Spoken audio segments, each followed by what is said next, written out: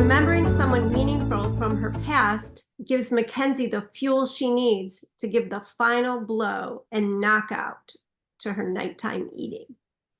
Nothing I did was working. The more I tried, the more out of control my eating became. Then, I did something I hadn't tried before.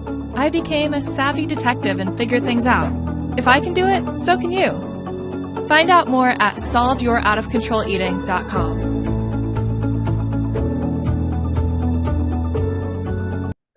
Welcome to Solve Your Out of Control Eating. I'm Michelle Holtzberger, a clinical social worker. But today in the virtual world, I am solving real-life eating mysteries. And joining me to discuss this session will be Vicki Todd, child and adult psychoanalyst. And we are going to teach you how to solve these mysteries too. So here we go. Step into our virtual office for this brief therapy session. And then stick around afterwards. You'll hear our compelling detective work and practical advice for this second session of Mackenzie. Well, the binging continues, and I've been racking my brain trying to figure out what's going on with me. What are your thoughts? I just hate March. It's been so cold. I'm running around in winter coats, hats, gloves, and I'm even cold in the house. I sleep in flannel pajamas and in my thickest socks. It's supposed to be spring, but it's always cold in Ohio in March. So that can't be causing me to eat like crazy. And then there's taxes. It's kind of crazy because I'm almost OCD when it comes to keeping my business receipts. In fact, I don't know anyone who has a better system than I do. I'm very good at organizing things like that. So why worry?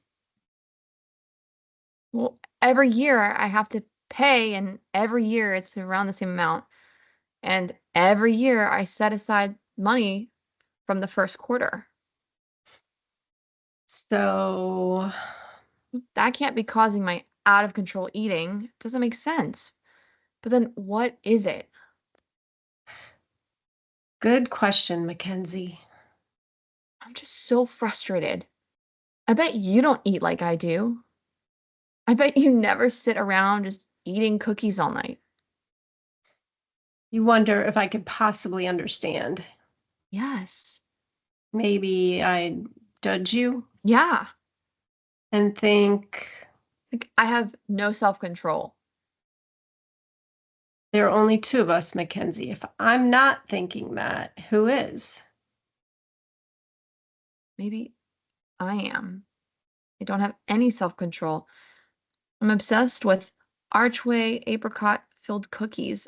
I have to find them. Last night I went to 3 different stores until I found them, and I bought every package Walmart had. Those are your favorite? Yeah. Well, I mean, not really my favorite. I really like chocolate chip cookies. That's interesting. You like chocolate chip, but you're busy tracking down. Archway apricot filled cookies. Okay, Mackenzie, tell me about the apricot cookies. Well, my great aunt Hannah ate them, and she was a little mouse of a person, like 5'2".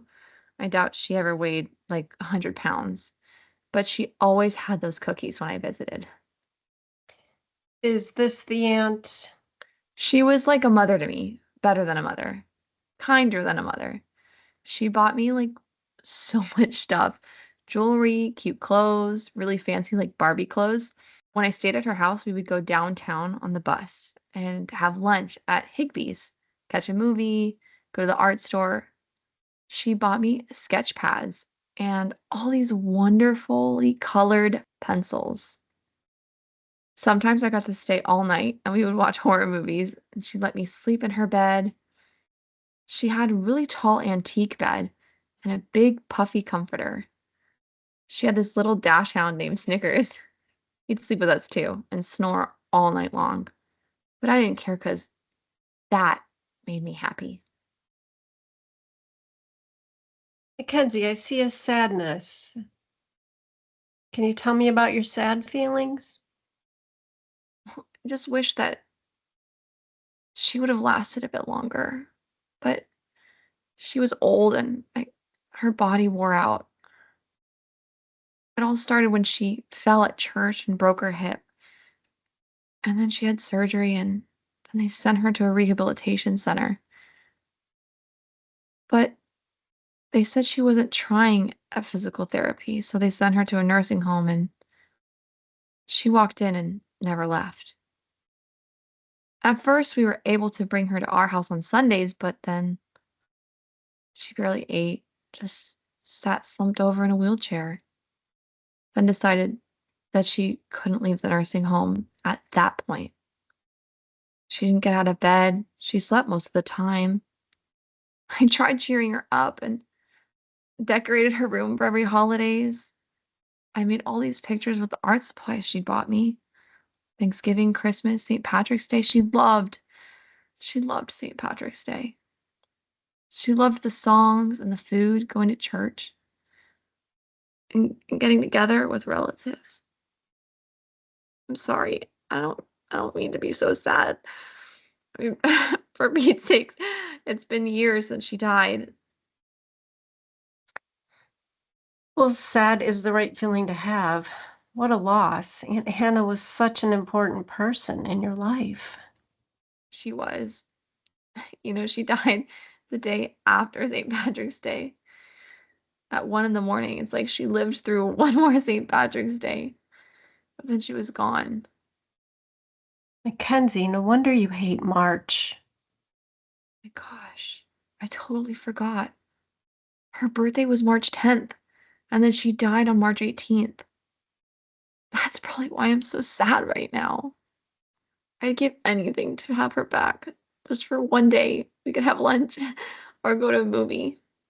If only I could bring her back. I think you do bring her back, Mackenzie. I think you've been bringing her back with those cookies. And now you can bring her back with your memories, with your words. You can talk about how important she was to you and all the things you did together. I am so glad you shared your story with me. Thank you Or, for helping me remember. all right, Vicky, now comes the detective work. What did you think? How many times I've sat with patients who are trying their best to figure out why their eating is out of control. I have felt their desperation and utter frustration as we traipse through the weeds together. And then I get to share in their relief when we finally hit pay dirt.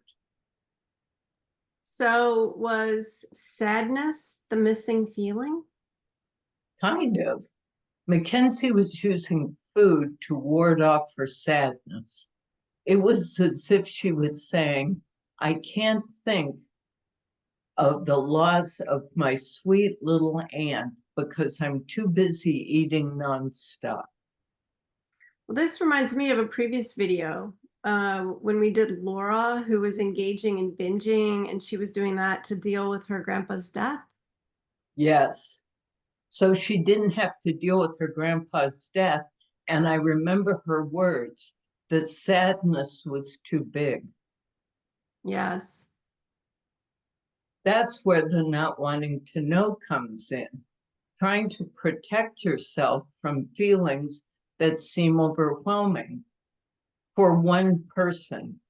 But when you have a therapist, you're not all alone with the big feelings.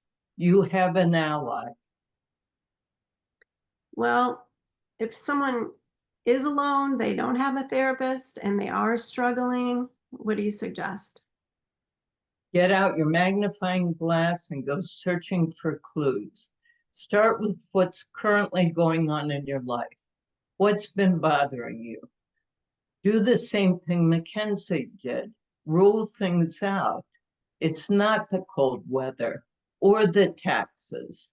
Nothing new there.